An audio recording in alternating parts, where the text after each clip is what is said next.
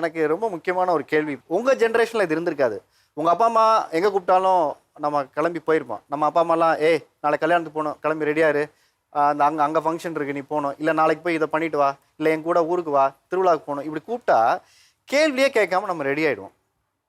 ஆனால் இன்னைக்கு நீங்கள் உங்கள் குழந்தைங்கிட்ட பெர்மிஷன் வாங்கி பண்ணுற விஷயமா எந்த விஷயம் இருக்குது சார்? இதுக்கெல்லாம் அவங்ககிட்ட போய் பெர்மிஷன் கேட்க வேண்டியது இருக்குது சார் அப்படின்னா எந்த விஷயம்? மெயினாக ட்ரெஸ்ஸு சார். ட்ரெஸ்ஸுக்கு ட்ரெஸ்ஸு பிரச்சனை, பெரும் பிரச்சனை.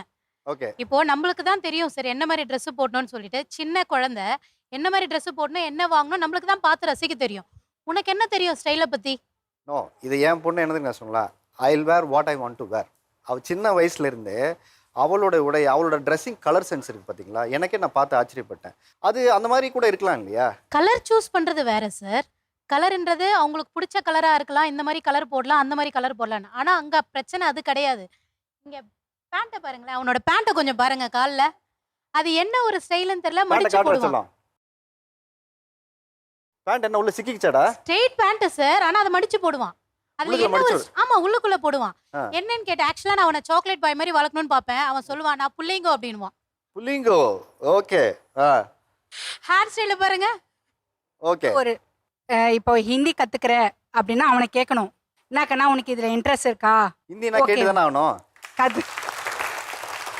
ஏன்னா பெர்மிஷன் கேட்டு நிறைய தர்ம சங்கடம் ஆகுது இருக்கு இல்லையா? இதெல்லாம் போய் இவன்கிட்ட கேட்க வேண்டியது இருக்கு அப்படின்னு வேற என்ன இருக்கு சார்? ஆக்சுவலாக பார்த்தீங்கன்னா நான் ஏதாவது பண்ணுறதுக்கு கூட இப்போ எனக்கு வந்து பைக்கில் ஓட்டணும்னு ஆசை. ஸோ அது மாதிரி பண்ணால் கூட அவன்கிட்ட பெர்மிஷன் நீங்கள் என்கிட்ட கேட்காமையே அங்கே போனீங்க. ஒரு கடைக்கு போகிறோம் அப்படி தனியாக ஏதாவது நம்ம பண்ணணும்னு நினச்சா கூட என்கிட்ட நீங்கள் சொல்லலையே. ஒரு சமையல் பண்ணால் கூட இன்னைக்கே சாம்பார் பண்ணீங்க, நீங்கள் என்கிட்ட கேட்டிருக்கலாமே. ஸோ ஒரு சாதாரண விஷயத்தில் கூட அதிகமான கேள்விகள் அந்த மாதிரி கேட்குறாங்க. ஆஸ் அ மதரா நம்ம எல்லாரும் குழந்தையும் வளர்க்குறதுல ஒரு சிரமம் இருக்கும். ஆஸ் அ சிங்கிள் மதரா அவனுக்கு என்னால் முடிஞ்ச வரைக்கும் இதெல்லாம் நான் பண்ணணும்னு நினைக்கிற விஷயம் என்ன சார்? ஆக்சுவலி நான் வந்து நிறைய விஷயம் எக்ஸ்ப்ளோர் பண்ணணும் அப்படின்னு நினைப்பேன் நான். சரி, நம்ம ஒரு ஸ்டேஜ் ஆஃப் லைஃப்பில் இருக்கோம், ஃபைன். அவன் நிறைய விஷயம் எக்ஸ்ப்ளோர் பண்ணி தெரிஞ்சுக்கணும் அப்படின்னு நினைப்பேன். பட் அதுலேயே பார்த்தீங்கன்னா நிறைய ஆர்கியூமெண்ட் அந்த மாதிரி போகும். நம்ம வந்து எவ்வளோ எக்ஸ்பிளைன் பண்ணாலும், ஒரு எக்ஸாம்பிளுக்கு வந்து இப்போது இதுக்கு செலவாகுது, நீங்கள் ஃபஸ்ட்டே சொன்னீங்க இல்லையா, நம்ம வந்து ஒரு வெக்கேஷன் கிளாஸ் அனுப்பணும்னா பாக்கெட் காலி ஆகும்.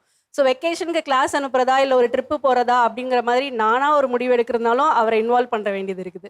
இது மாதிரி எதுவாக இருந்தாலும் எக்ஸ்பிளைன் பண்ணும்போது ஒரு ஃபீஸ் கட்டணும், இல்லை ஒரு சின்ன விஷயங்கள் நம்ம வந்து எக்ஸ்பிளைன் பண்ண புரிஞ்சிக்கக்கூடிய ஒரு வயசு. உங்களுடைய கஷ்ட நஷ்டம், தம்பி எனக்கு இவ்வளோதான் மாதம் வருமானம் இருக்குது, நான் இதில் வாடகை கொடுக்குறேன், இதில் தான் நம்ம சாப்பிட்றோம், இதில் தான் நான் ட்ரெஸ் எடுத்து கொடுக்குறேன், இதில் தான் உன்னுடைய எதிர்கால திட்டத்துக்கு சேர்த்து வைக்கிறேன்னு எவ்வளோ பேரண்ட்ஸ் நீங்கள் சொல்லியிருக்கோம், இல்லை சொல்ல தயங்குறோம். அவன் வந்து பட்ஜெட் போட்டு கால்குலேட் பண்ணுவான். பேலன்ஸ் இவ்வளோ இருக்கும்ல, எனக்கு சம்பளம் எவ்வளோ வாங்குறீங்களோ அதுக்கான பட்ஜெட் அவர் போடுவார். அவர் போட்டுட்டு பேலன்ஸ் இவ்வளோ இருக்குல்ல, எனக்கு நீங்கள் இது வாங்கி கொடுத்தா என்ன, இது ஒரு பட்ஜெட் போடுவேன்னு சொல்கிறாங்க. அப்படியா?